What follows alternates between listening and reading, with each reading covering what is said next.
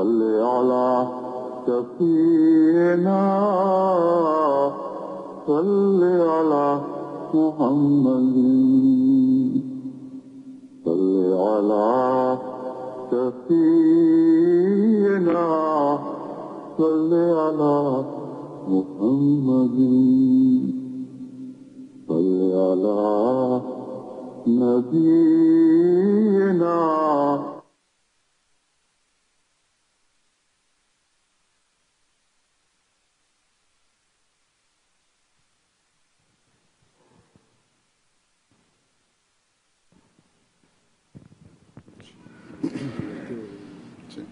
अज़ान अल्लाहु अकबर अल्लाहु अकबर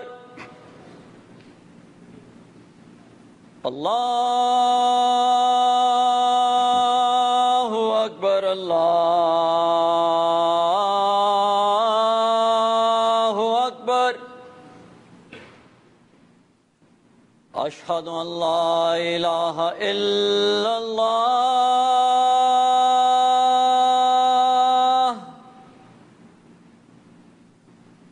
अशहदु अन ला इलाहा इल्लल्लाह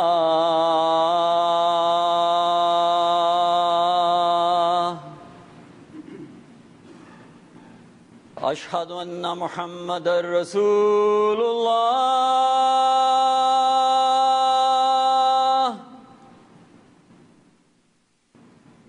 अशहदु अन्ना मुहम्मदर रसूलुल्लाह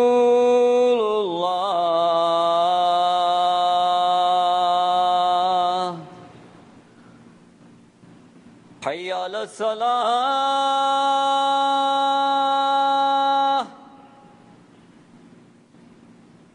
हय्या अलस सलाह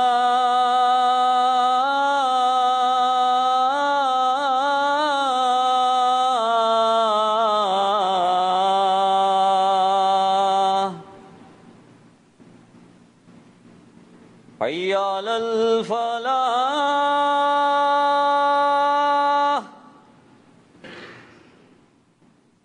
हय्या अलल फलाह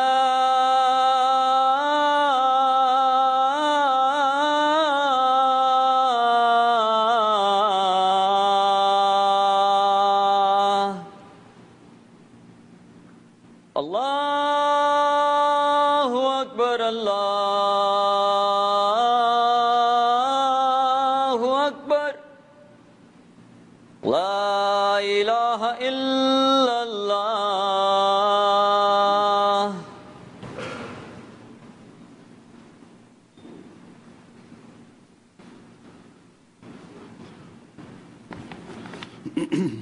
अस्सलामु अलैकुम रहमतुल्लाह।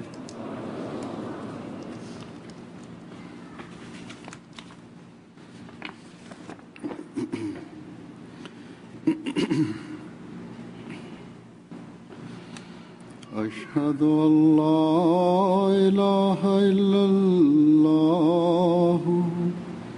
वहदहु ला शरीक लहु वअशहदु अन्ना मुहम्मदन अब्दुहु व रसूलुहु अम्मा बादु फ़अऊज़ु बिल्लाहि मिनश शैतानिर रजीम बिस्मिल्लाहिर रहमानिर रहीम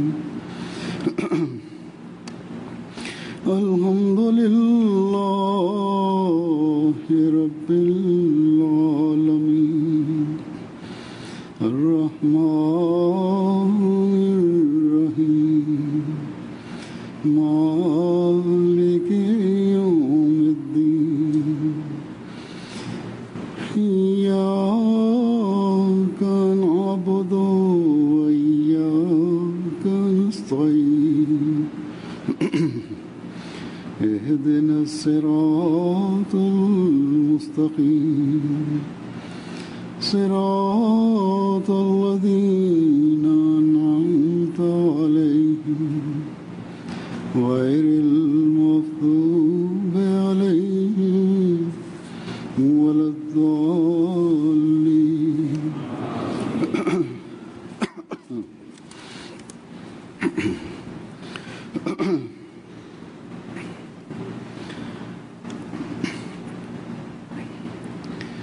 अल्लाह ताला का हम पे ये एहसान है कि उसने അള്ളാഹു ഇക്കാലത്ത് जिस शख्स को दुनिया की ലോകത്തിന്റെ कादी और വിശ്വാസപരമായും കർമ്മപരമായുമുള്ള ഇസ്ലാഹിനു വേണ്ടി അയച്ച വ്യക്തിയെ അംഗീകരിക്കുന്നവരാണ് നാം എന്നത് അള്ളാഹുവിന്റെ വലിയ ഫളലാണ്. हम में से बहुत എന്നാൽ നാം അദ്ദേഹത്തെ വിശ്വസിച്ചിട്ടും നമ്മിൽ പലരുടെയും വാക്കും പ്രവൃത്തിയും തമ്മിൽ വൈരുദ്ധ്യം നിലനിൽക്കുന്നു. जिनके कौल और फेल ജമാഅത്തിലെ വലിയ ഒരു സംഖ്യം ആളുകളുടെയും വാക്കും പ്രവൃത്തിയും ഏത് രീതിയിലാണോ വേണ്ടിയിരുന്നത് അതേപോലെ അല്ല ഉള്ളത്. उनकी घुट्टी में अहमियत ഒരു വലിയ വിഭാഗം ആളുകളിൽ തീർച്ചയായും ജമാഅത്ത് രൂഢമൂലമായിട്ടുണ്ട്. कि तुम अहमदी हो, അവരോട് നിങ്ങൾ അഹമ്മദികളാണോ എന്ന് ചോദിച്ചാൽ हमारे दादा परदादा അവർ പറയും മാഷാ അല്ലാ, ഞങ്ങളുടെ പാപ്പയും മറ്റും അഹമ്മദികളായിരുന്നു, और സഹാബാക്കളായിരുന്നു. उनके ईमान व ईकान के അഹമ്മദിയ ചരിത്രത്തിലും और सहाबा में दर्ज है। സഹാബാക്കളുടെ ചരിത്രത്തിലും बल्कि बाज അവരുടെ വിശ്വാസത്തിന്റെയും കർമ്മത്തെയും കുറിച്ചുള്ള ഇന്ന ഇന്ന സംഭവങ്ങൾ രേഖപ്പെടുത്തിയിട്ടുണ്ട്. वाकया आपने बयान किया, ചിലർ എന്നോടും പറയാറുണ്ട്, वाकयात बयान करता रहा। താങ്കൾ ഏതൊരു സഹാബിയെ കുറിച്ചാണോ കഴിഞ്ഞ ഖുത്ബകളിൽ വിവരിച്ചിരിക്കുന്നത് ये दादा थे, परदादा थे। അത് എന്റെ ഉപ്പാപ്പയായിരുന്നു എന്ന്. अहमदियत पर उनका ईमान അഹമ്മദിയത്തിലുള്ള के दुश्मन के हम അവരുടെ വിശ്വാസം पार उनको अहमदियत से അവരെ ശത്രുക്കളുടെ नहीं कर सके। ആക്രമണത്തിൽ നിന്നും അവരെ പിന്തിരിപ്പിക്കാൻ കഴിയാത്തത്ര ശക്തമാണ്. ജീവന്റെയും സ്വത്തിന്റെയും കുർബാനി അവർ സമർപ്പിച്ചു. उनके बाप दादा ने भी दी, बहुत से आप में से भी यहाँ बैठे होंगे उनमें से। അവരുടെ പൂർവപിതാക്കളും നൽകുകയുണ്ടായി. അങ്ങനെയുള്ളവരിൽ ഇവിടെ ഇരിക്കുന്ന നിങ്ങളിൽ പലരും ഉണ്ടാകും. എന്നാൽ ഒരു കാര്യം നമുക്ക് നിഷേധിക്കാൻ കഴിയാത്തതായിട്ടുണ്ട്. जब तक हम കാരണം ഒരു സമൂഹത്തിന്റെ വളർച്ചക്ക് നാം കണ്ണു തുറന്ന് ഒരു ആത്മപരിശോധനക്ക് വിധേയമാക്കേണ്ടിയിരിക്കുന്നു. ഇങ്ങനെയുള്ളവരിൽ പല പ്രവർത്തന വൈകല്യങ്ങളുമുണ്ട് എന്ന് നമുക്ക് സമ്മതിക്കാതെ കഴിയില്ല. हुकूकुल्लाह की अदायगी में कमजोरियां हैं, हुकूकुल इबाद അള്ളാഹുവിന്റെ കടമകൾ നിറവേറ്റുന്നതിലും സൃഷ്ടികളോടുള്ള കടമ നിറവേറ്റുന്ന കാര്യത്തിലും ബലഹീനത പ്രകടമാണ്. सलाम की बेइज्जत का मकसद ഹദ്രത്ത് മസീഹ് മൗഊദ് അലൈഹി സ്വലാത്തു വസ്സലാം വന്നതിന്റെ ഉദ്ദേശ്യം തന്നെ നമ്മുടെ സ്വഭാവത്തിൽ വിപ്ലവകരമായ മാറ്റമുണ്ടാക്കി 1400 വർഷങ്ങൾക്കകം से में जिन अंधेरों ने നമ്മുടെ कब्जा कर लिया था, ഹൃദയങ്ങളെ കീഴ്പ്പെടുത്തിയ അന്ധകാരത്തെ പ്രകാശമയമാക്കി മാറ്റുക എന്നതായിരുന്നു. बेइज्जत कर ഹദ്രത്ത് മസീഹ് മൗഊദ് അലൈഹി സ്വലാത്തു വസ്സലാമിന്റെ ആഗമനോദ്ദേശ്യം ഇതായിരുന്നു. ये इनकलाब നമ്മുടെ പൂർവികർ ഈ ഒരു മാറ്റം അവരിൽ ഉണ്ടാക്കുകയും അവർ അന്ധകാരത്തിൽ നിന്നും പ്രകാശത്തിലേക്ക് വരികയും തങ്ങളിൽ ഒരു വിപ്ലവകരമായ മാറ്റം ഉണ്ടാക്കുകയും ചെയ്തു. और अमली हालतों में തങ്ങളുടെ വിശ്വാസപരവും पैदा की, പ്രവർത്തനപരവുമായ കാര്യങ്ങളെ लेकिन സമന്വയിപ്പിക്കുകയുണ്ടായി. वो मयार नहीं। എന്നാൽ അടുത്ത തലമുറ ഈ ഒരു സ്ഥാനം കൈവരിച്ചില്ല. അതുകൊണ്ട് നമുക്ക് ഒരാത്മപരിശോധന നടത്തേണ്ടിയിരിക്കുന്നു. നാം നമ്മുടെ പ്രവർത്തന നിലവാരത്തെ कोशिश कर रहे हैं, ഉയർത്തുവാൻ ശ്രമിക്കുന്നുണ്ടോ എന്നും कर रहे हैं നമ്മുടെ बड़ों ने की, പൂർവികർ നിലനാട്ടിയ ആ ഉന്നത സ്ഥാനം കരസ്ഥമാക്കാൻ ശ്രമിക്കുന്നുണ്ടോ എന്നും നാം നോക്കണം. यहाँ के പൂർവികർ സഹാബിമാരായിരുന്നാലും അതല്ലെങ്കിൽ സാധാരണ അഹമ്മദികളായിരുന്നാലും ശരി, ഇവിടെ അമേരിക്കയിൽ ഒരു വലിയ വിഭാഗം ആഫ്രോ അമേരിക്കക്കാരുണ്ട്. ഇവരുടെ പൂർവികർ അഹമ്മദിയത്ത് സ്വീകരിച്ചപ്പോൾ അവരും വലിയ ത്യാഗങ്ങൾ സമർപ്പിക്കുകയും തങ്ങളിൽ വലിയ മാറ്റം ഉണ്ടാക്കുകയും ചെയ്തിരുന്നു. ആ അവസ്ഥ ഇപ്പോഴും നിലവിലുണ്ടോ എന്നും നാം പരിശോധിക്കേണ്ടിയിരിക്കുന്നു. कि क्या हमारे अमल और एतकाद നമ്മുടെ വാക്കിലും പ്രവൃത്തിയിലും അന്തരമുണ്ടോ എന്നും പരിശോധിക്കേണ്ടിയിരിക്കുന്നു. ദീനിനെ ദുന്യാവിനേക്കാൾ മുന്തിക്കും എന്ന മുദ്രാവാക്യം താൽക്കാലികമായ ആവേശം മാത്രമാണോ? शराइत पर हमने हज़रत मसीह मौऊद अलैहिस्सलाम की बैत ഹസ്രത്ത് മസീഹ് മൗഊദ് അലൈഹിസ്സലാത്തു വസ്സലാമിനെ ഏതെല്ലാം നിബന്ധനകളുടെ അടിസ്ഥാനത്തിലാണോ നാം ബൈഅത്ത് ചെയ്തത്, അതിനെ നമ്മുടെ ജീവിതത്തിന്റെ ഭാഗമാക്കി മാറ്റുന്നവരായി നാം പരിശ്രമിക്കുന്നുണ്ടോ? ये जायज़े हैं जो हमें अपने ईमान में तरक्की की तरफ ले जाने അതുകൊണ്ട് ഇങ്ങനെയുള്ള ആത്മപരിശോധനകളാണ് നമ്മെ അഭിവൃദ്ധിയിലേക്ക് നയിക്കുന്നതും നമ്മുടെ വിശ്വാസത്തെയും കർമ്മത്തെയും സംയോജിപ്പിച്ച് മുന്നോട്ട് കൊണ്ടുപോകുന്നതും. इन्हीं जायज़ों की तरफ तवज्जो दिलाने के लिए ഇപ്പോൾ ഞാൻ बैत में से ഇவ்விധത്തിലുള്ള ആത്മപരിശോധന നടത്തുന്നതിനായി ബൈഅത്തിന്റെ നിബന്ധനകളിലെ ഒരു സുപ്രധാന നിബന്ധനയിലേക്ക് നിങ്ങളുടെ ശ്രദ്ധ ക്ഷണിക്കാൻ ആഗ്രഹിക്കുകയാണ്. അത് ഇസ്ലാമിന്റെ അടിസ്ഥാന കാര്യങ്ങളിൽ രണ്ടാമത്തെ സുപ്രധാന കാര്യമാണ്. വിശുദ്ധ ഖുർആനിലും ഇതിനെക്കുറിച്ച് ആവർത്തിച്ച് പ്രതിപാദിക്കുന്നുണ്ട്. തിരുനബി സല്ലല്ലാഹു അലൈഹി വസല്ലം ഇതിന്റെ പ്രാധാന്യത്തെക്കുറിച്ച് നിരന്തരമായി ശ്രദ്ധ ക്ഷണിച്ചിട്ടുണ്ട്. ആ സുപ്രധാന കാര്യമാണ് നമസ്കാരം. हज़रत मसीह मौऊद अलैहिस्सलाम ബൈഅത്തിന്റെ മൂന്നാമത്തെ നിബന്ധനയിൽ ഹദ്റത്ത് മസീഹ് മൗഊദ് അലൈഹിസ്സലാത്തു വസ്സലാം അള്ളാഹുവിനോടുള്ള കടമകൾ നിറവേറ്റുന്ന കാര്യങ്ങളെക്കുറിച്ച് പരാമർശിച്ചുകൊണ്ട് പ്രഥമമായി ഈ അടിസ്ഥാന കാര്യത്തിലേക്ക് ശ്രദ്ധ ക്ഷണിച്ചുകൊണ്ട് പറയുന്നു, എന്റെ ബൈഅത്തിൽ പ്രവേശിച്ചവർ ഇപ്രകാരം പ്രതിജ്ഞയെടുക്കുക: അള്ളാഹുവിന്റെയും നബി സല്ലല്ലാഹു അലൈഹി വസല്ലം തിരുമേനിയുടെയും കൽപ്പനകൾ അനുസരിച്ച് 5 നേര നമസ്കാരങ്ങളും കൃത്യമായി നിർവഹിക്കുന്നതാണ്.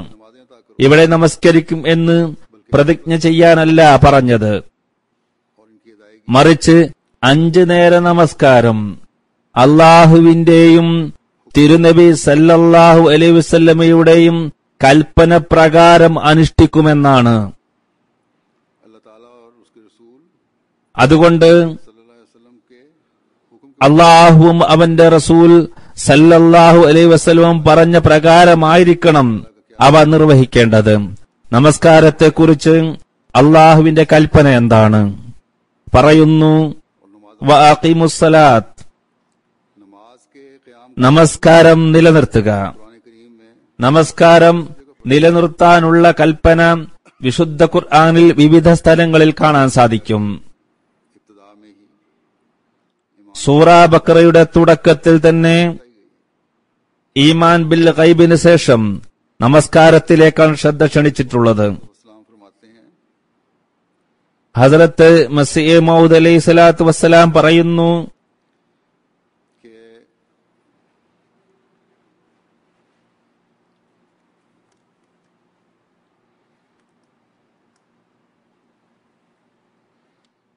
इंसान कभी खुदा ताला का कुर्ब हासिल नहीं कर सकता जब तक कि നമസ്കാരം നിലനിർത്താത്തിടത്തോളം കാലം മനുഷ്യന് അള്ളാഹുവിന്റെ സാമീപ്യം കരസ്ഥമാക്കാൻ സാധ്യമല്ല.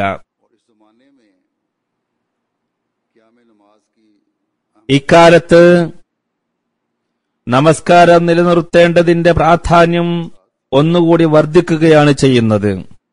അള്ളാഹു ഖിലാഫത്തിന്റെ വാഗ്ദാനത്തോടൊപ്പം ഇക്കാര്യത്തിലേക്ക് പ്രത്യേകം ശ്രദ്ധ ക്ഷണിച്ചിരിക്കുന്നു. ഖിലാഫത്തിന്റെ അനുഗ്രഹം ബന്ധപ്പെട്ടിരിക്കുന്നത് നമസ്കാരം നിലനിർത്തുന്നവരുമായിട്ടാണ്. हमें नमाज क्या है എന്താണ് നമസ്കാരം നിലനിർത്തൽ കൊണ്ടുദ്ദേശിക്കുന്നത്? അത് നമസ്കാരം ജമാഅത്തോടുകൂടി അനുഷ്ഠിക്കലും കൃത്യമായി അനുഷ്ഠിക്കലും കൃത്യസമയത്ത് അനുഷ്ഠിക്കലുമാണ്. അല്ലാഹു തആല പറയുന്നു,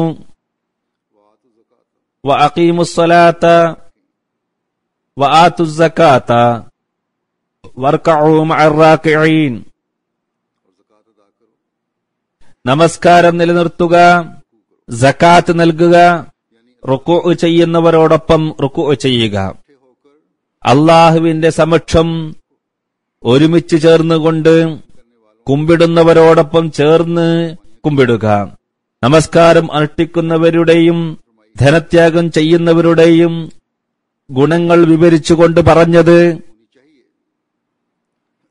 അവരിൽ ഒരു സംഘടിത ഭാവം ഉണ്ടായിരിക്കണം എന്നതാണ്.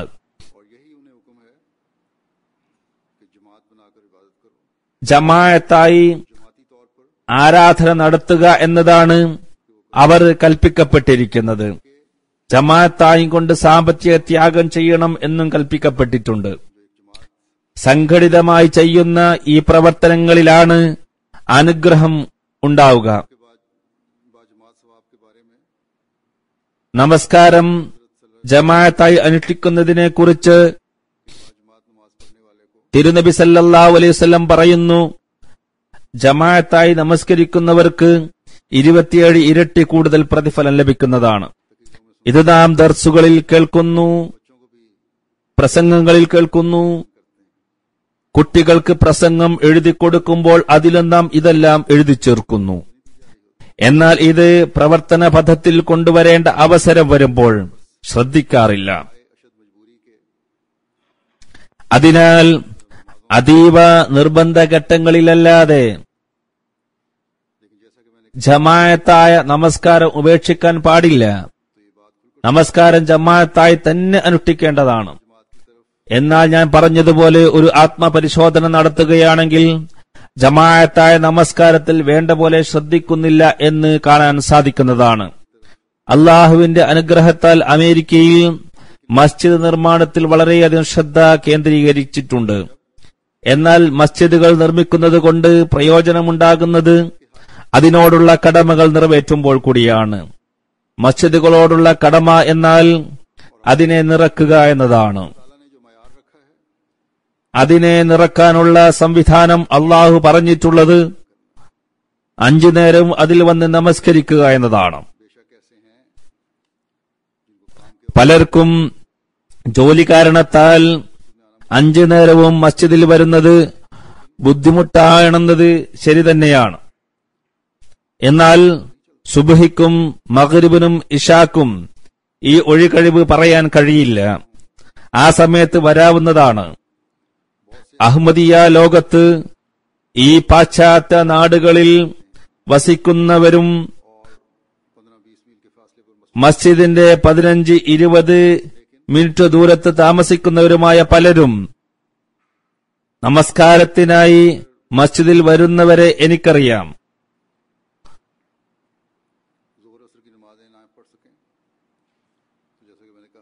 ളുഹർ അസർ നമസ്കാരങ്ങൾ മസ്ജിദിൽ വന്ന് നമസ്കരിക്കാൻ കഴിയില്ലെങ്കിൽ ഞാൻ പറഞ്ഞതുപോലെ സുബ്ഹ്, മഗ്രിബ്, ഇശ എന്നീ സമയങ്ങളിൽ ഇക്കൂട്ടർ മസ്ജിദിൽ വരാൻ തീർച്ചയായും ശ്രമിക്കുന്നവരാണ്. ഇവിടെ ഏകദേശം എല്ലാവർക്കും യാത്രാ വാഹനമുണ്ട്. തങ്ങളുടെ ഭൗതിക പ്രവർത്തനങ്ങൾക്കായി ഈ വാഹനങ്ങൾ നിങ്ങൾ ഉപയോഗിക്കുന്നു. അള്ളാഹുവിന്റെ പ്രീതി കരസ്ഥമാക്കാനായി, അവനെ ആരാധിക്കുവാനായി ഈ വാഹനങ്ങൾ നിങ്ങൾ ഉപയോഗിക്കുകയാണെങ്കിൽ ഈ വാഹനങ്ങൾ ദീനീ സേവനത്തിന് ഉപയോഗിക്കുന്നതുകൂടി ആയിത്തീരുന്നതാണ്. നിങ്ങളുടെ ഇരുലോകവും ശരിയായിത്തീരുന്നതുമാണ്. എവിടെയെങ്കിലും പള്ളിയിൽ വരാൻ പറ്റാത്ത അവസ്ഥയുണ്ടെങ്കിൽ, അടുത്ത് അഹമ്മദി വീടുകൾ ഉണ്ടെങ്കിൽ ഏതെങ്കിലും അഹമ്മദി വീട്ടിൽ ഒത്തുചേർന്ന് ജമാഅത്തായി നമസ്കരിക്കാവുന്നതാണ്. ഇങ്ങനെയുള്ള സംവിധാനം ഏർപ്പെടുത്താവുന്നതാണ്. ഒറ്റ വീട് മാത്രമുള്ള സ്ഥലത്ത് തങ്ങളുടെ വീട്ടിൽ തന്റെ ഭാര്യ മക്കളോടൊപ്പം ജമാഅത്ത് നമസ്കാരം അനുഷ്ഠിക്കാൻ ശ്രദ്ധിക്കേണ്ടതാണ്. അപ്പോൾ മാത്രമേ കുട്ടികൾക്കും ജമാഅത്തായ നമസ്കാരത്തിന്റെ പ്രാധാന്യം മനസ്സിലാവുകയുള്ളൂ. കുട്ടികളെ മാതാപിതാക്കൾ സുബ്ഹി നമസ്കാരത്തിനായി ഉണർത്തുകയാണെങ്കിൽ അവർക്ക് നമസ്കാരത്തിന്റെ പ്രാധാന്യത്തെക്കുറിച്ച് മനസ്സിലാകുന്നതോടൊപ്പം പല വ്യർത്ഥമായ കാര്യങ്ങളിൽ നിന്നും അവർക്ക് വിട്ടുനിൽക്കാൻ സാധിക്കുന്നതാണ്. ചിലർ രാത്രി വളരെ വൈകി വരെ TV കണ്ടും ഇന്റർനെറ്റിൽ ഇരുന്നും സമയം കഴിച്ചുകൂട്ടുന്ന ശീലമുള്ളവരാണ്. നമസ്കാരത്തിന് നേരത്തെ എഴുന്നേൽക്കാൻ ഉള്ളതുകൊണ്ട് അവർക്ക് വേഗം ഉറങ്ങുന്ന ശീലം ഉണ്ടായിത്തീരും.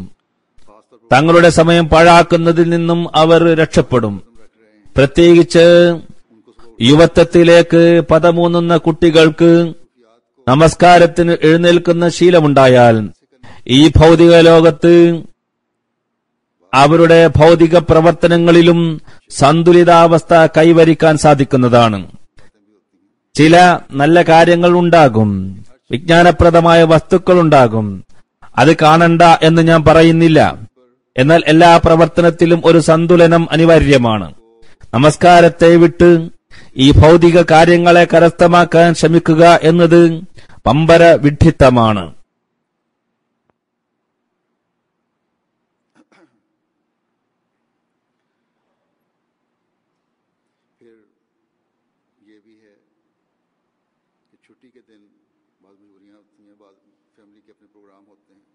അവധി ദിവസങ്ങളിൽ ചില കുടുംബങ്ങൾ ചില പരിപാടികൾ ആസൂത്രണം ചെയ്തിരിക്കും. അവധി ദിവസങ്ങളിൽ കുടുംബസമേതം പുറത്തെവിടെയെങ്കിലും പോകാനുള്ള പരിപാടി ഉണ്ടെങ്കിൽ അത് വേറെ കാര്യം. അല്ലെങ്കിൽ അവധി ദിവസങ്ങളിൽ കൂടുതൽ സമയവും മസ്ജിദിൽ വരേണ്ടതും കുട്ടികളെയും കൂടെ കൊണ്ടുവരേണ്ടതുമാണ്. പലരും പറയാറുള്ളത് കുട്ടികൾക്ക് മസ്ജിദിൽ വരുന്ന ശീലമില്ല എന്നാണ്. ചില കുട്ടികൾ വഴിതെറ്റിപ്പോകുന്നു എന്നും പറയുന്നു. അവരെ ചെറുപ്പം മുതലേ അള്ളാഹുവിന്റെ കടമകൾ നിറവേറ്റുന്ന ശീലമുള്ളവരാക്കിയാൽ അവരെ ശരിപ്പെടുത്താൻ കഴിയും. നമസ്കാരത്തിലൂടെ അള്ളാഹുവിന്റെ കടമകൾ നിറവേറ്റപ്പെടുന്നതാണ്. കുട്ടികൾക്ക് ചെറുപ്പത്തിലെ തന്നെ നമസ്കാരം അടിസ്ഥാനപരമായ കാര്യമാണെന്നും ഇതില്ലാതെ ഒരു മുസ്ലിമായിരിക്കില്ലെന്നും ബോധ്യം വന്നു കഴിഞ്ഞാൽ യുവത്വത്തിൽ ഈ ശീലം ശക്തമായിത്തീരുന്നതാണ്. പിന്നീട് കുട്ടികൾ തെറ്റിപ്പോയെന്ന പരാതിയൊന്നും ഉണ്ടാവുകയില്ല. നിങ്ങൾ വിനോദത്തിനായി എവിടെയെങ്കിലും പോകുന്നുണ്ടെങ്കിൽ തന്നെ ഭൗതികാനന്ദത്തിനായി അവസരം ഒരുക്കുമ്പോൾ എവിടെയാണെങ്കിലും കുടുംബം ഒന്നടങ്കം അവിടെ ജമാഅത്തായി നമസ്കരിക്കുവാനുള്ള അവസരം ഉണ്ടാക്കേണ്ടതാണ്. ഇങ്ങനെ വിനോദസഞ്ചാര കേന്ദ്രങ്ങളിൽ കുടുംബസമേതം നമസ്കരിച്ചപ്പോൾ ഇത് കാണുന്നവരിലും ഇതിലേക്ക് താൽപര്യമുണ്ടായതായും തുടർന്ന് തബ്ലീഗിന്റെ മാർഗം ഉണ്ടായതായും നമ്മെ പരിചയപ്പെടുത്താൻ കഴിഞ്ഞതായും എനിക്ക് അനുഭവമുണ്ടായിട്ടുണ്ട്. പലരും തന്നെ അവരുടെ അനുഭവം പങ്കുവെക്കുകയും ചെയ്തിട്ടുണ്ട്. മുസ്ലിങ്ങളെക്കുറിച്ച് പൊതുവിലുള്ള ധാരണ തീവ്രവാദികളായ മുസ്ലിങ്ങളാണ് നമസ്കരിക്കുന്നത് എന്നാണ്. എന്നാൽ വിനോദത്തിനായി വന്ന കുട്ടികളും മുതിർന്നവരും എല്ലാം നമസ്കരിക്കുന്നതായി അവർ കാണുമ്പോൾ അതോടൊപ്പം എല്ലാവരും ധരിച്ചിരിക്കുന്നത് പോലുള്ള വസ്ത്രം തന്നെ ഇവർ ധരിച്ചുകൊണ്ട് ആരാധിക്കുകയും അതിൽ മുഴുകുകയും ചെയ്യുന്നത് അവർ കാണുമ്പോൾ തീർച്ചയായും മറ്റുള്ളവർ ഇതിലേക്ക് ശ്രദ്ധിക്കും. നമസ്കാരം കാരണമായി മറ്റുള്ളവർ തങ്ങളിലേക്ക് തിരിഞ്ഞത് എങ്ങനെയാണെന്ന് പലരും വിവരിക്കുകയുണ്ടായി. അതിനുശേഷം തബ്ലീഗിനുള്ള വഴി തുറക്കുകയും ചെയ്തു. അതുകൊണ്ട് കുട്ടികൾക്കും മുതിർന്നവർക്കും ഒരു രീതിയിലുമുള്ള അപകർഷതാബോധത്തിൽ അകപ്പെടേണ്ട കാര്യമില്ല. ഈ ലോകത്ത് മതപരവും ആത്മീയവുമായ വിപ്ലവം ഉണ്ടാക്കുമെന്നതാണ് നമ്മുടെ വാദം. ഈ വിപ്ലവം ഉണ്ടാക്കുന്നവർ എല്ലാ തരത്തിലുമുള്ള അപകർഷതാബോധത്തിൽ നിന്നും സ്വതന്ത്രരായവരായിരിക്കും. അവർ തങ്ങളിൽ തന്നെ ആദ്യമായി മതപരവും ആത്മീയവുമായ വിപ്ലവം ഉണ്ടാക്കുന്നവരായിരിക്കും.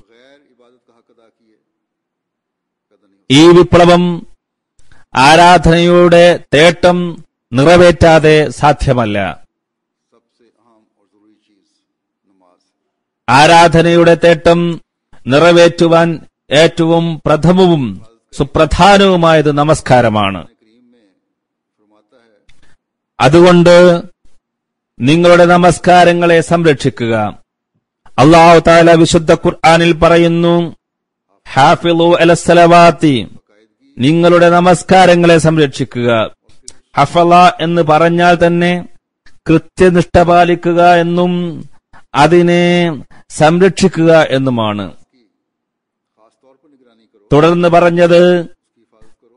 സ്വലാത്തെ വുസ്തയെ പ്രത്യേകമായി സംരക്ഷിക്കുകയും ചെയ്യുക. तुम्हारी मसरूफियात के दरमियान में आती है। നിങ്ങളുടെ ജോലി തിരക്കിനിടയിൽ വരുന്ന നമസ്കാരം, അതാണ് സലാത്തെ വുസ്ത. ഏതെങ്കിലും കാരണത്താൽ സമയത്ത് അനുഷ്ഠിക്കാൻ കഴിയാത്ത നമസ്കാരം उसकी बहरहाल खास तौर पर हिफाजत करनी। ഭൗതികമായ പ്രവർത്തനം കാരണമായി तुम्हें അതിനെ നിർബന്ധമായും സംരക്ഷിക്കേണ്ടതാണ്. നമസ്കാരത്തോടുള്ള അലസത നിങ്ങളെ അനുസരണമുള്ളവരുടെ ലിസ്റ്റിൽ നിന്നും നീക്കിക്കളയുന്നതാണ്. അതുകൊണ്ടാണ് നമസ്കാരം നിലനിർത്തേണ്ട കാര്യത്തിലേക്ക് അള്ളാഹു പ്രത്യേകം ശ്രദ്ധ ക്ഷണിക്കുന്നത്. അതോടൊപ്പം നിങ്ങളുടെ അലസതയും ഭൗതിക പ്രവൃത്തിയും കാരണം അനുഷ്ഠിക്കാൻ തടസ്സമാകുന്ന നമസ്കാരത്തെ പ്രത്യേകം ശ്രദ്ധിക്കാനും പറഞ്ഞിരിക്കുന്നു. ചിലത് നാം അനുഷ്ഠിച്ചിട്ടും അതിന്റെ കടമ നിറവേറ്റപ്പെടുന്നുണ്ടാവുകയില്ല. ചിലർ വേഗം വേഗം നമസ്കരിക്കുന്നുണ്ടാകും, वक़ूमु लिल्लाहि क़ानितीन, और अल्लाह ताला के എന്നാൽ നമസ്കാരത്തിന്റെ കടമ അത് മുഖേന നിറവേറ്റപ്പെടുന്നുണ്ടാകില്ല. തുടർന്ന് അല്ലാഹു പറയുന്നു, വഖൂമു ലില്ലാഹി ഖാനിതീൻ, അള്ളാഹുവിന്റെ അനുസാരികളായും കൊണ്ട് എഴുന്നേറ്റ് നിൽക്കുക. പൂർണ്ണമായ ശ്രദ്ധ നമസ്കാരത്തിലായിരിക്കണം. ഇതേപോലെ ഭൗതികമായ ആഗ്രഹങ്ങളും ആശകളും നിങ്ങളുടെ മനസ്സിനെ വലയം ചെയ്യരുത്. ഏതൊരു അള്ളാഹുവിന്റെ മുമ്പിലാണോ ഞാൻ നിൽക്കുന്നത്, അവനെ പൂർണ്ണമായി ഞാൻ അനുസരിക്കുന്നതാണെന്ന ചിന്ത ഉണ്ടായിരിക്കണം. ഈ അവസ്ഥ ഉണ്ടായിക്കഴിഞ്ഞാൽ ऐसे नमाजियों के बारे में അങ്ങനെയുള്ള നമസ്കാരക്കാരെ കുറിച്ച് അള്ളാഹു പറയുന്നത്, ഈ നമസ്കാരങ്ങളും നിങ്ങളെ സംരക്ഷിക്കുന്നതായിരിക്കും എന്നാണ്. നിങ്ങളുടെ സംരക്ഷകരായി അത് മാറും. തിന്മകളിൽ നിന്നും നിങ്ങളെ അത് തടയുന്നതാണ്. നിങ്ങളുടെ വീടുകളെ അനുഗ്രഹങ്ങളാൽ നിറക്കുന്നതാണ്. ഹദ്റത്ത് മസീഹ് മൗഊദ് അലൈഹി സ്വലാത്തു വസ്സലാം പറയുന്നു, मैंने अपनी जमात को यही नसीहत की है ഞാൻ എന്റെ ജമാഅത്തിന് ഉപദേശിക്കുന്നത് ഇതാണ്, നിങ്ങൾ बेजौकी और बेहजूरी पैदा करने वाली नमाजें ना पढ़ें। താൽപര്യമില്ലാത്ത ആനന്ദം ലഭിക്കാത്ത നമസ്കാരം അനുഷ്ഠിക്കരുത്. ഹൃദയ സാന്നിധ്യം ലഭിക്കുന്ന നമസ്കാരം അനുഷ്ഠിക്കാൻ പരിശ്രമിക്കുക. ഇത് മുഖേന നിങ്ങൾക്ക് ആനന്ദവും താൽപര്യവും ഉണ്ടാകുന്നതാണ്. അള്ളാഹു പറയുന്നു, ഇന്നസ്സലാത്ത തൻഹ അനിൽ ഫഹ്ശാഇ വൽ മുൻകരി, നിശ്ചയമായി നമസ്കാരം അനിഷ്ടകരവും തിന്മ നിറഞ്ഞതുമായ പ്രവർത്തനങ്ങളിൽ നിന്നും തടയുന്നു. എപ്പോഴും നാം ഓർക്കേണ്ടത്, നമസ്കാരം വ്യർത്ഥമായ കാര്യങ്ങളിൽ നിന്നും നീചപ്രവർത്തികളിൽ നിന്നും നമ്മെ തടയുന്നു എന്നാണ്. എന്നാൽ എല്ലാ നമസ്കാരവും ഇത് ചെയ്യുന്നില്ല. എല്ലാ നമസ്കാരക്കാരെയും ഇത് തടയുന്നില്ല. എല്ലാ നമസ്കാരക്കാരനും തിന്മയിൽ നിന്നും വിട്ടുനിൽക്കുകയില്ല. സമ്പൂർണ്ണ അനുസരണ വൃത്തത്തിൽ നിന്നുകൊണ്ട് അനുഷ്ഠിക്കപ്പെടുന്ന നമസ്കാരമാണ് ആ നമസ്കാരക്കാരനെ തിന്മയിൽ നിന്നും വിട്ടുനിർത്തുന്നത്. അള്ളാഹു എന്റെ എല്ലാ ചലനങ്ങളും കാണുന്നുണ്ട് എന്ന ചിന്തയോടുകൂടി അനുഷ്ഠിക്കപ്പെടുന്ന നമസ്കാരമാണ് തിന്മയിൽ നിന്നും തടയുക. എന്റെ എല്ലാ ചലനങ്ങളും കാണുന്ന അള്ളാഹുവിന്റെ മുമ്പിലാണ് ഞാൻ നിൽക്കുന്നത് എന്ന ചിന്ത ഉണ്ടായിരിക്കണം. ഇങ്ങനെയുള്ള സമ്പൂർണ്ണ അനുസരണമുള്ള നമസ്കാരമാണ് തിന്മയിൽ നിന്നും സംരക്ഷിക്കുക. ഏതൊരു വീട്ടിലാണോ ഇങ്ങനെയുള്ള നമസ്കാരം അനുഷ്ഠിക്കപ്പെടുന്നത്, അതിന്റെ നിറം തന്നെ ഒന്ന് വേറെയായിത്തീരുന്നു. അതുകൊണ്ട് അങ്ങനെയുള്ള നമസ്കാരമാണ് നാം അന്വേഷിക്കേണ്ടത്. അപ്പോഴാണ് നാം ചെയ്തിരിക്കുന്ന ബൈഅത്തിന്റെ പ്രതിജ്ഞ നിറവേറ്റുന്നവരായി നാം മാറുക. അതല്ലാതെ നമസ്കാരത്തിന് കൈകെട്ടിയാൽ നമ്മുടെ ചിന്തകൾ ഭൗതിക ജോലിയിലേക്കും ആഗ്രഹങ്ങളിലേക്കും ആകാൻ പാടില്ല. അതുമല്ലെങ്കിൽ നമസ്കാരം ഇടക്കാനൊട്ടിക്കുകയും ഉപേക്ഷിക്കുകയും ചെയ്യുന്ന അവസ്ഥയും ഉണ്ടാകരുത്. വീണ്ടും ഞാൻ പറയാൻ ആഗ്രഹിക്കുന്നു, നാം ഓരോരുത്തരും ഒരാത്മപരിശോധന നടത്തുക. ഈ നാടുകളിൽ താമസിക്കുന്നവർ ഭൗതിക ചുറ്റുപാട് കാരണം നമസ്കാരത്തിലേക്ക് പ്രത്യേകം ശ്രദ്ധ നൽകുന്നില്ല. മൂന്നാംകിട രാഷ്ട്രങ്ങളിൽ നഗരങ്ങളിൽ താമസിക്കുന്നവരുടെയും അവസ്ഥ ഇതൊക്കെ തന്നെയാണ്. എന്നാൽ തന്നെയും മസ്ജിദുകളിൽ പോകുന്ന ഒരു വിഭാഗം ആളുകൾ ഇല്ലാതില്ല.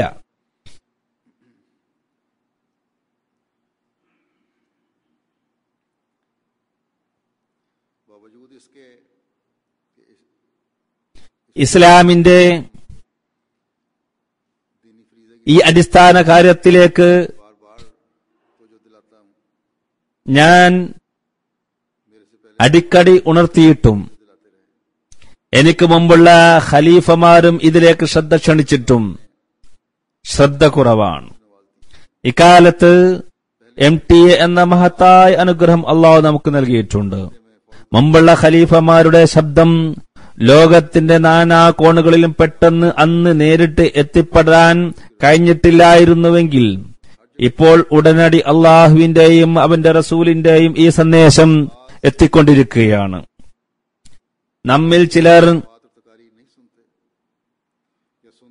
ഈ ഖുത്ബകളും പ്രസംഗങ്ങളും കേൾക്കുന്നില്ലെങ്കിൽ, ഇനി കേൾക്കുന്നുണ്ടെങ്കിൽ തന്നെ താൽപര്യത്തോടെ ശ്രദ്ധിക്കുന്നില്ലെങ്കിൽ, ഒരു ചെവിയിലൂടെ കേട്ട് മറ്റേ ചെവിയിലൂടെ വിടുന്ന അവസ്ഥയാണെങ്കിൽ ദീനിനെ ദുന്യാവിനേക്കാൾ മുന്തിക്കുന്നവനാണെന്ന ബൈഅത്തിന്റെ പ്രതിജ്ഞ നിറവേറ്റുന്നവരായി തീരുകയില്ല.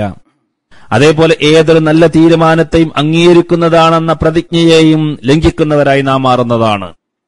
പൂർണ്ണമായും അനുസരിക്കുന്നുവെന്ന പ്രതിജ്ഞയും ധിക്കരിക്കുന്നവരായി നാം മാറുന്നതാണ്.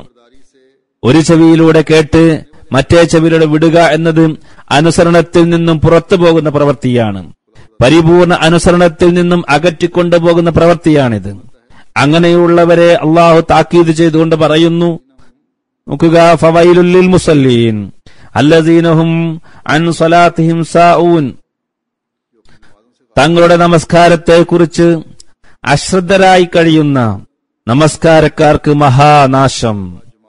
ഈ അശ്രദ്ധ ജമാഅത്തായ നമസ്കാരത്തിൽ ശ്രദ്ധയില്ലാത്തത് കൊണ്ടാണ്. അതേപോലെ കൃത്യമായി നമസ്കരിക്കാത്തത് കൊണ്ടും പൂർണ്ണ ശ്രദ്ധ നമസ്കാരത്തിൽ ചെലുത്താൻ ശ്രമിക്കാത്തത് കൊണ്ടുമാണ്. ചില സന്ദർഭങ്ങളിൽ നമസ്കാരത്തിൽ വേണ്ടത്ര ശ്രദ്ധ നിലനിർത്താൻ കഴിയില്ല എന്നത് ശരിയാണ്.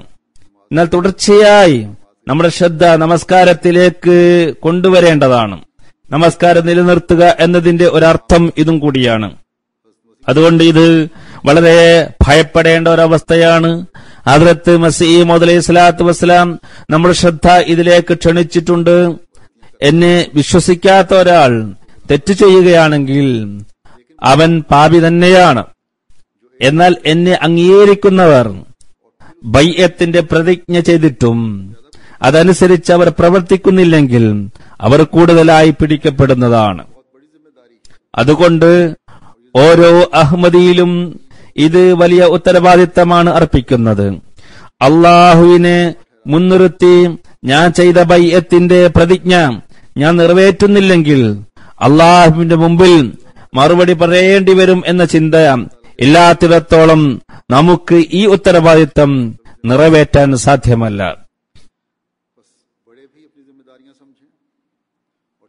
അതുകൊണ്ട് മുതിർന്നവരും ചെറിയവരും പുരുഷന്മാരും സ്ത്രീകളും എല്ലാം തങ്ങളുടെ ഉത്തരവാദിത്തങ്ങൾ മനസ്സിലാക്കുക. ഇവിടെ പല വീടുകളിലും കാണുന്ന അസ്വസ്ഥതയ്ക്ക് കാരണം ഇബാദത്തിലേക്ക് അതർഹിക്കുന്ന വിധത്തിലുള്ള ശ്രദ്ധ ഇല്ലാത്തത് കൊണ്ടാണ്.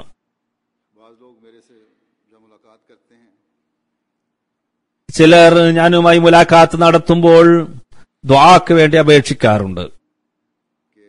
ഞാൻ അവരോട് പറയാറുള്ളത് നിങ്ങൾക്ക് വേണ്ടി തന്നെ പ്രാർത്ഥിക്കണമെന്നാണ്. നമസ്കാരത്തിലേക്ക് ശ്രദ്ധ ഉണ്ടാവുകയും വേണം. നമസ്കാരം കൃത്യമായി അനുഷ്ഠിക്കാറുണ്ടോ എന്ന് ചോദിച്ചാൽ ചിലർ ഇല്ല എന്നാണ് പറയാറ്. അങ്ങനെയുള്ളവരോട് ഞാൻ പൊതുവിൽ പറയാറുള്ളത് ദീനിനെ നിങ്ങൾ പരിഹസിക്കരുത് എന്നാണ്. ഇതിനെ തമാശയായി കാണരുത്. സ്വന്തം നമസ്കാരത്തിന്റെയോ ദുആയുടെയോ ശീലമില്ല, ഇതിലേക്ക് ശ്രദ്ധിക്കുന്നില്ല. തങ്ങളുടെ ഭൗതികമായ കാര്യലാഭത്തിനായി ദുആക്ക് എന്നിട്ട് അപേക്ഷിക്കുന്നു. അത് സ്വയം അല്ലാഹുവിലേക്ക് ശ്രദ്ധിക്കുക, എന്നിട്ട് പ്രാർത്ഥിക്കാൻ പറയുക. സ്വന്തം അവസ്ഥയിൽ ഒരു മാറ്റം വരുത്തുകയോ മാറ്റം വരുത്താൻ പരിപൂർണമായും പരിശ്രമിക്കുകയോ ചെയ്യുന്നില്ലെങ്കിൽ മറ്റുള്ളവരുടെ പ്രാർത്ഥനയും ഒരു ഫലവും ചെയ്യില്ല. ഹസ്രത്ത് മസീഹ് മൗഊദ് അലൈഹിസ്സലാത്തു വസ്സലാം സ്ഥാപിക്കാൻ ഉദ്ദേശിച്ച ജമാഅത്ത് അള്ളാഹുവുമായി ബന്ധം സ്ഥാപിക്കുന്ന ആളുകളുടെ ജമാഅത്താണ്. അവർ തങ്ങളുടെ ഇബാദത്തുകളെ സംരക്ഷിക്കുന്നവരായിരിക്കും. അതുകൊണ്ടാണ് ആ മഹാത്മാവ് പറഞ്ഞത്, ഞാൻ പീറുമാരുടെ പൂജ അവസാനിപ്പിക്കാനാണ് വന്നത്. അദ്ദേഹം പറയുന്നു, നിങ്ങൾ പീറുമാരായി ഭക്തരായി തീരുക, പീറുമാരെ പൂജിക്കുന്നവരായി മാറരുത്. ഹസ്രത്ത് മസീഹ് മൗഊദ് അലൈഹിസ്സലാത്തു വസ്സലാം തന്റെ അനുയായികളെ ഏതൊരു പീറുമാരാക്കാനാണോ ഭക്തരാക്കാനാണോ ആഗ്രഹിച്ചത്, അത് ഇന്നത്തെ പീറുമാർ പോലെയല്ല. ഇന്നത്തെ പീറുമാർ കയ്യിൽ ജപമാലയും പിടിച്ച് തങ്ങളുടെ എല്ലാ കടമകളും നിറവേറ്റപ്പെട്ടു എന്ന് ധരിക്കുന്നവരാണ്. അവർക്ക് നമസ്കാരത്തിന്റെയോ ഇബാദത്തിന്റെയോ ഒരാവശ്യവുമില്ല എന്നവർ മനസ്സിലാക്കുന്നു. നമസ്കാരത്തിൽ നിന്നും അവർ എത്രയോ അകലത്തായിരിക്കും. സ്വന്തം നമസ്കരിക്കുകയില്ല. മാത്രമല്ല, തങ്ങളുടെ ശിഷ്യന്മാരോട് അവർ പറയുന്നതും നമസ്കാരത്തിന്റെ ഒരാവശ്യവും ഇല്ല എന്നാണ്.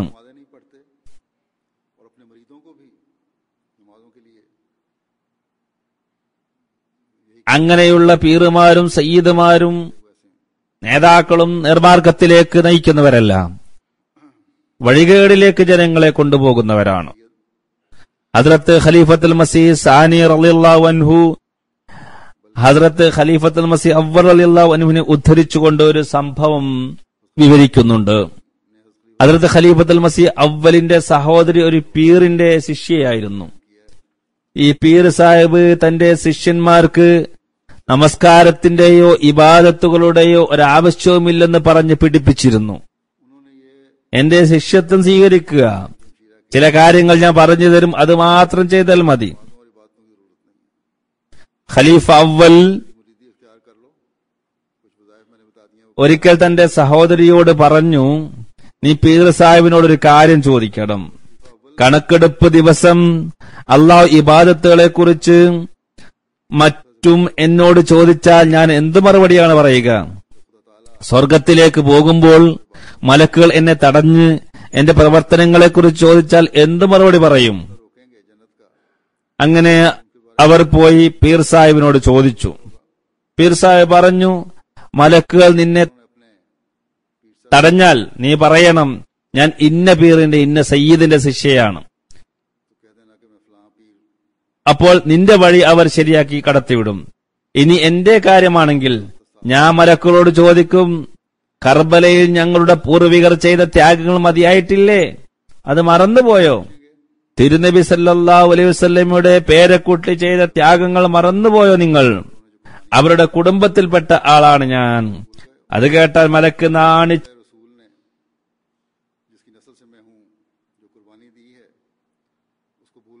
ഉടനെ എന്നെ വിട്ടകലും. അങ്ങനെ നെഞ്ചു വീർപ്പിച്ചുകൊണ്ട് ഞാൻ സ്വർഗത്തിൽ പ്രവേശിക്കും. ചുരുക്കത്തിൽ ഈ പീറുകളുടെ അവസ്ഥയാണിത്. ഹദ്രത്ത് മസീഹ് അലൈഹി സ്വലാത്തു വസ്സലാമിനെ അംഗീകരിക്കുന്നവർ അങ്ങനെയുള്ള പീറുമാരല്ല ആകേണ്ടത്. നമ്മുടെ അവസ്ഥക്ക് മാറ്റമുണ്ടാകുന്ന വിപ്ലവമാണ് നാം നമ്മിൽ ഉണ്ടാക്കേണ്ടത്.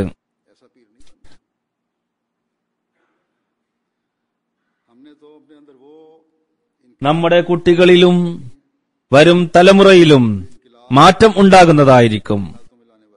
ഈ സമൂഹത്തിൽ ആത്മീയ മാറ്റം ഉണ്ടാകുന്നതായിരിക്കും.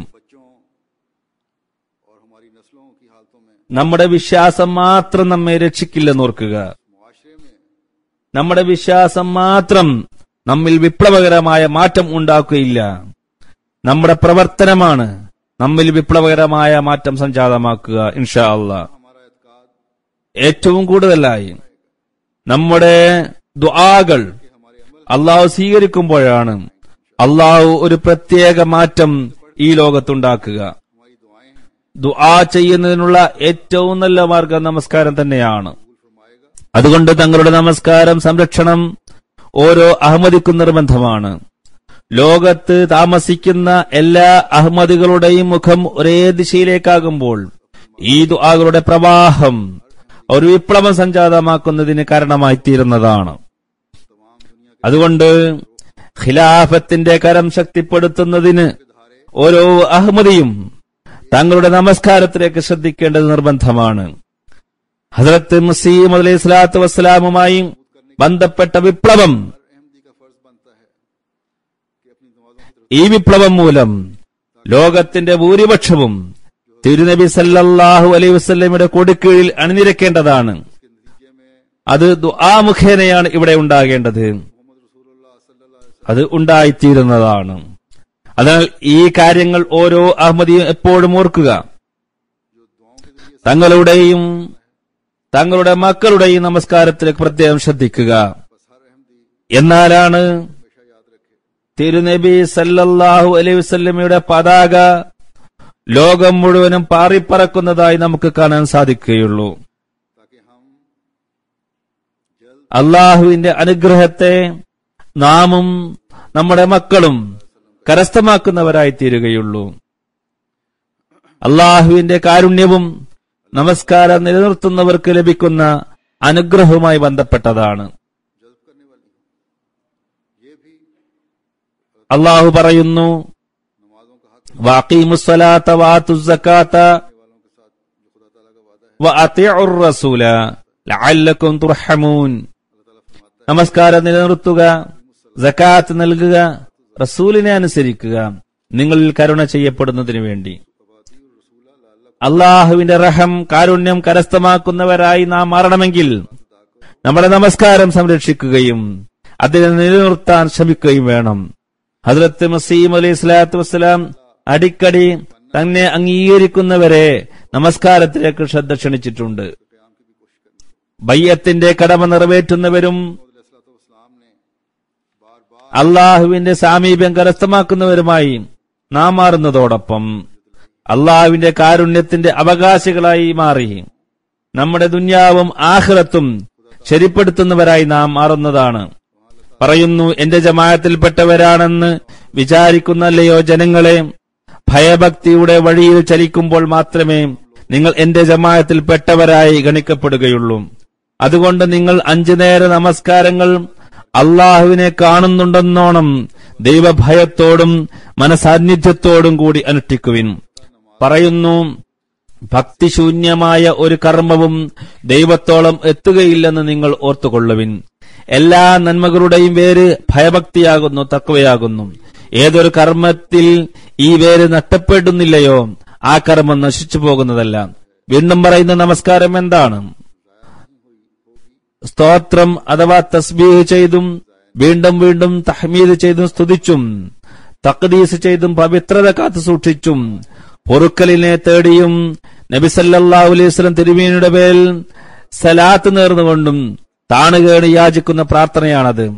അതുകൊണ്ട് നിങ്ങൾ നമസ്കരിക്കുമ്പോൾ അജ്ഞരായ ആളുകളെ പോലെ നിങ്ങളുടെ പ്രാർത്ഥനകളിൽ അറബി പദങ്ങൾ മാത്രം ഉച്ചരിക്കുന്നവരാകരുത്.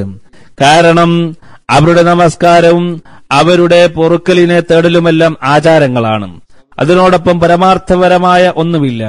എന്നാൽ നിങ്ങൾ നമസ്കരിക്കുമ്പോൾ അള്ളാഹുവിന്റെ ഗ്രന്ഥമായ ഖുർആനിലും തിരുനബി സല്ലല്ലാഹു അലൈഹി വസല്ലം തിരുമേനിയുടെ വചനങ്ങളായ ഹദീസുകളിലും നമസ്കാരങ്ങളിൽ ഓതാൻ പറഞ്ഞിട്ടുള്ള പ്രാർത്ഥനകൾക്ക് പുറമെ സ്വന്തം ഭാഷയിലും താണുകേണ് പ്രാർത്ഥിക്കുക.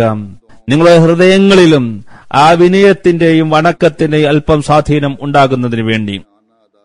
ഈ ഒരവസ്ഥയാണ് നമസ്കാരത്തിൽ നാം കരസ്ഥമാക്കാൻ ശ്രമിക്കേണ്ടത്. ഈ വിനയത്തിന്റെയും വണക്കത്തിന്റെയും വികാരം അള്ളാഹുവിന്റെ അനുഗ്രഹത്തെ ആകർഷിക്കുന്നതിന് കാരണമായി തീരുന്നതാണ്.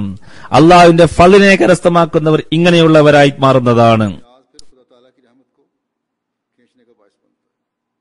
അങ്ങനെയുള്ള നമസ്കാരമാണ് ഹസ്രത്ത് മസീഹ് മൗഊദ് അലൈഹി സ്വലാത്തു വസ്സലാം നമ്മിൽ നിന്നും കാണാൻ ആഗ്രഹിക്കുന്നത്.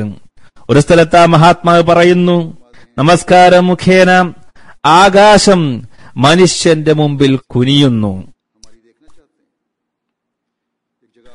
അതായത് ദുആ സ്വീകാര്യതയുടെ അവസരമൊരുക്കുന്നു. നമസ്കാരത്തിനോടുള്ള കടമ നിറവേറ്റുന്നവൻ താൻ മരിച്ചുപോയിരിക്കുന്നു എന്ന് കരുതുന്നു. ഇപ്രകാരം അവന്റെ ആത്മാവ് ഉരുകി ദൈവസവിധത്തിൽ വീഴുന്നു. ഏതൊരു വീട്ടിലാണോ ഇത്തരം നമസ്കാരമുള്ളത് അതൊരിക്കലും നശിക്കുകയില്ല. നൂഹിന്റെ കാലഘട്ടത്തിൽ നമസ്കാരമുണ്ടായിരുന്നെങ്കിൽ ആ ജനത നശിക്കുമായിരുന്നില്ല എന്ന് ഹദീസിൽ വന്നിട്ടുണ്ട്. ഹജ്ജും മനുഷ്യന് സ്വാഭാവികമാണ്, നോമ്പും സക്കാത്തും അതുപോലെ തന്നെ. എന്നാൽ നമസ്കാരം സ്വാഭാവികമല്ല. മറ്റു ആരാധനകൾക്ക് ചില നിബന്ധനകൾ പൂർത്തിയാക്കണം, എന്നാൽ മാത്രമേ അനുഷ്ഠിക്കേണ്ടതുള്ളൂ, അല്ലെങ്കിൽ ആവശ്യമില്ല. എന്നാൽ നമസ്കാരം ഏതവസ്ഥയിലും നിർബന്ധമാണ്. യാത്രയിലാണെങ്കിലും രോഗിയാണെങ്കിലും ബോധമുണ്ടെങ്കിൽ നമസ്കാരം നിർബന്ധമാണ്. പറയുന്നു, എല്ലാം ഒരു വർഷത്തിൽ ഒരു പ്രാവശ്യമാണ് അനുഷ്ഠിക്കേണ്ടത്. എന്നാൽ നമസ്കാരം നിത്യവും 5 നേരം അനുഷ്ഠിക്കണമെന്നാണ് കൽപ്പന. അതിനാൽ പൂർണ്ണമായി നമസ്കാരം അനുഷ്ഠിക്കാത്തിടത്തോളം അതിൽ നിന്ന് ലഭ്യമാകുന്ന അനുഗ്രഹം ഉണ്ടാവുകയില്ല. ഈ ബയ്യത്ത് കൊണ്ട് ഒരു ഫലവും ഉണ്ടാകുന്നതല്ല. അതുകൊണ്ട് നമസ്കാരം നിലനിർത്തലും സംരക്ഷിക്കലും സംബന്ധിച്ച അള്ളാഹുവിന്റെ കൽപ്പനകളുടെ ചില വിശദീകരണമാണ് ഹദ്റത്ത് മസീഹ് അലൈഹി സ്വലാത്തു വസ്സലാം നൽകിയിരിക്കുന്നത്. ഓരോ അഹമ്മദിയിൽ നിന്നും ഇതാണ് പ്രതീക്ഷിക്കുന്നത്. പറയുന്നു, ഇതില്ലെങ്കിൽ ബയ്യത്ത് ചെയ്തത് കൊണ്ട് ഒരു പ്രയോജനവുമില്ല. ഞാൻ പറഞ്ഞതുപോലെ ഇതിന്റെ പ്രാധാന്യം ഓരോ അഹമ്മദി മുന്നിൽ കാണേണ്ടതാണ്. എന്നാൽ മാത്രമേ ഹസ്രത്ത് മസീഹ് മൗഊദ് അലൈഹി സ്വലാത്തു വസ്സലാം വന്നതുകൊണ്ട് നമ്മിൽ വിപ്ലവകരമായ മാറ്റം ഉണ്ടായിട്ടുണ്ടെന്നും അത് ഞങ്ങളെ അള്ളാഹുവുമായി ബന്ധപ്പെടുത്തി എന്നും ലോകത്തോട് നമുക്ക് പറയാൻ കഴിയുകയുള്ളൂ. പുതുതായി ബയ്യത്ത് ചെയ്യുന്ന പലരുടെയും കത്തുകൾ എനിക്ക് വരാറുണ്ട്. ഈ നമസ്കാരം മൂലം അവരിൽ അള്ളാഹു വലിയ മാറ്റം ഉണ്ടാക്കിയതായി കാണാൻ എനിക്ക് സാധിക്കുന്നു. അതുകൊണ്ട് പൂർവികരായ അഹമ്മദികളുടെ മക്കൾ ഈ കാര്യം പ്രത്യേകം ശ്രദ്ധിക്കുക. അഹമ്മദികൾ പൊതുവിലും ഇക്കാര്യം ശ്രദ്ധിക്കുക. ഹദ്റത്ത് മസീഹ് അലൈഹി സ്വലാത്തു വസ്സലാം പറയുന്നു, നമസ്കാരത്തിൽ ലഭിക്കുന്ന ആനന്ദവും ഉള്ളുരുക്കവും അള്ളാഹുവിന്റെ കൃപാകടാക്ഷത്താലാണ് ലഭിക്കുന്നത്. അതുകൊണ്ട് ആദ്യമായി നിങ്ങൾ അള്ളാഹുവിനോട് ഇപ്രകാരം ദുആ ചെയ്യുക: അള്ളാഹുവേ, സാമീപ്യത്തിന്റെ അവസ്ഥ എനിക്ക് നൽകിയാലും. അതിനുവേണ്ടി ഒരു ദുആ പഠിപ്പിച്ചു തന്നു. ഇങ്ങനെ നിങ്ങൾ ദുആ ചെയ്യുക. മഹാത്മാ പറയുന്നു, അള്ളാഹുവേ, നീ എന്നെ കാണുന്നു. ഞാൻ എത്രമാത്രം അന്ധനും കാഴ്ചയില്ലാത്തനുമാണ്. ഞാനിപ്പോൾ തികച്ചും നിർജീവാവസ്ഥയിലാണുള്ളത്. കുറച്ചു കഴിഞ്ഞാൽ വിളി വരുമ്പോൾ ഞാൻ നിന്നിലേക്ക് വരുമെന്ന് എനിക്കറിയാം. അതിൽ നിന്ന് എന്നെ ആർക്കും തടയാൻ പറ്റില്ല. എന്നാൽ എന്റെ മനസ്സാണെങ്കിലോ അന്ധവും നിന്നെ തിരിച്ചറിഞ്ഞിട്ടില്ലാത്തതുമാണ്. അതിനാൽ നിന്നോടുള്ള സ്നേഹവും പ്രത്യേക താൽപര്യവും ഉണ്ടാകും വിധമുള്ള പ്രകാശത്തിന്റെ ജ്വാല നീ ഇറക്കണമേ. കാഴ്ചയില്ലാത്തവനായി എഴുന്നേൽക്കുകയും അന്ധന്മാരിൽ ചെന്നുചേരുകയും ചെയ്യാത്ത വിധം നീ എന്നിൽ അനുഗ്രഹം ചൊരിയണമേ. ഇത്തരം പ്രാർത്ഥനകൾ നിരന്തരം ചെയ്തുകൊണ്ടിരിക്കുമ്പോൾ നിർവൃതിരഹിതമായിരുന്ന ആ നമസ്കാരത്തിൽ ആകാശത്തിൽ നിന്ന് ഒരു വസ്തു വീഴുകയും അത് ദീനരോധനങ്ങൾ ഉണ്ടാക്കുകയും ചെയ്യുന്ന ഒരു നേരം വരുന്നത് കാണുമാറാകും. അള്ളാഹു നമുക്കെല്ലാവർക്കും അങ്ങനെയുള്ള നമസ്കാരം അനുഷ്ഠിക്കുവാനുള്ള തൗഫീക്ക് നൽകുമാറാകട്ടെ. ജുമുഅ നമസ്കാരത്തിന് ശേഷം 2 ഗായിബ് ജനാസ ഞാൻ നമസ്കരിപ്പിക്കുന്നതാണ്. ഒന്ന് നമ്മുടെ ഇന്തോനേഷ്യയിലെ മുബല്ലിഗാണ്.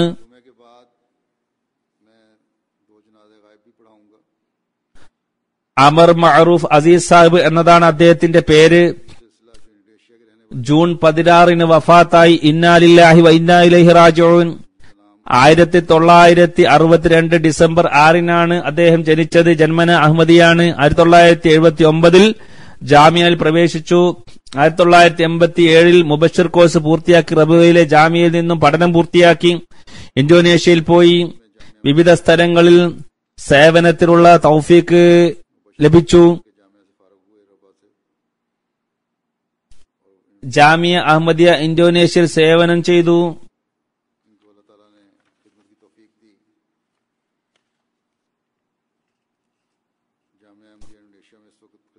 2011 വരെ ജാമിയയിലായിരുന്നു. അതിനുശേഷം കർമൻദാനിൽ റീജിയണൽ മുബല്ലിഗായിരുന്നു. നല്ല പണ്ഡിതനായിരുന്നു. മാഷാ അല്ലാ. ഹദ്റത്ത് അഖ്ദസ് മസീഹ് അലൈഹി സ്വലാത്തു വസ്സലാമിന്റെ തൗസിയ മറാം എന്ന പുസ്തകം ഇന്തോനേഷ്യൻ ഭാഷയിലേക്ക് തർജ്ജമ ചെയ്യാനുള്ള ഭാഗ്യം ലഭിച്ചു. എന്റെ ഖുത്ബകൾ കൃത്യമായി തർജ്ജമ ചെയ്തു വന്നിരുന്നു. മർഹൂം മൂസിയായിരുന്നു.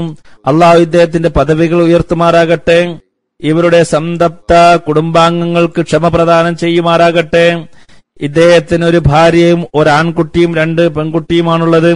രണ്ടാമത്തെ ജനാസ ലണ്ടനിൽ താമസിക്കുന്ന ഒരു മഹിളയുടേതാണ്. താഹിറ വണ്ടർമൻ സാഹിബയുടേതാണ്. നവാബ് മഹമ്മൂദ് വണ്ടർമൻ സാഹിബിന്റെ ഭാര്യയായിരുന്നു. ഇവരും 2012 ജൂൺ 18 84 വയസ്സിൽ വഫാത്തായത്.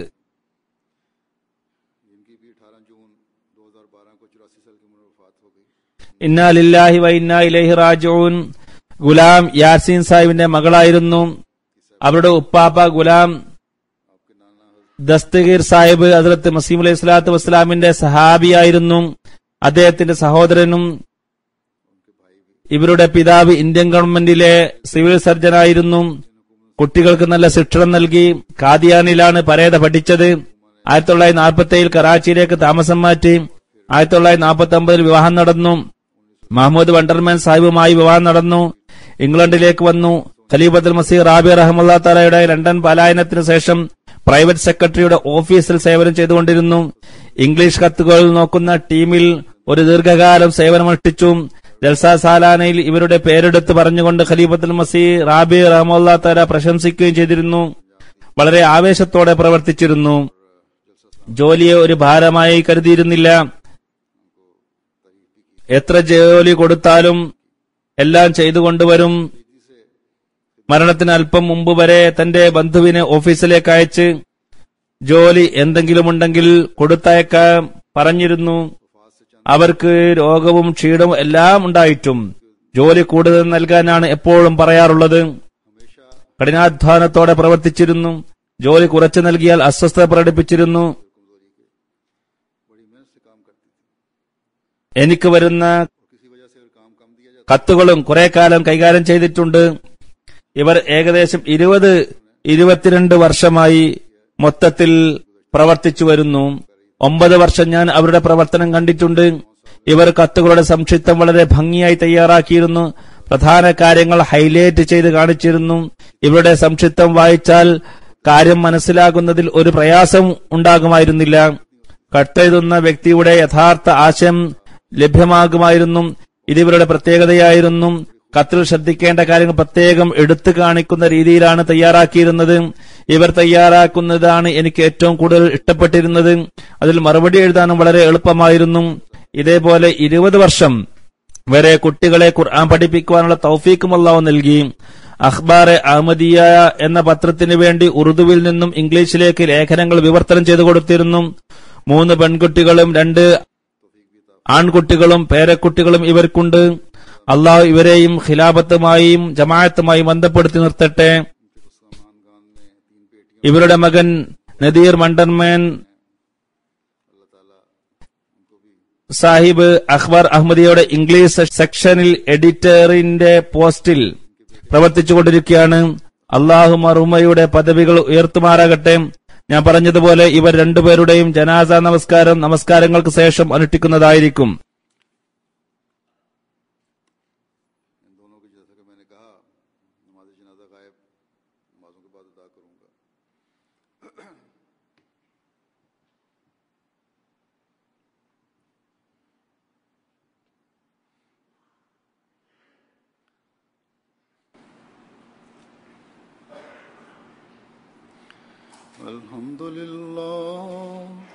الحمد لله نحمده ونستعينه ونستغفره ونؤمن به ونتوكل عليه ونعوذ بالله من شرور أنفسنا ومن سيئات أعمالنا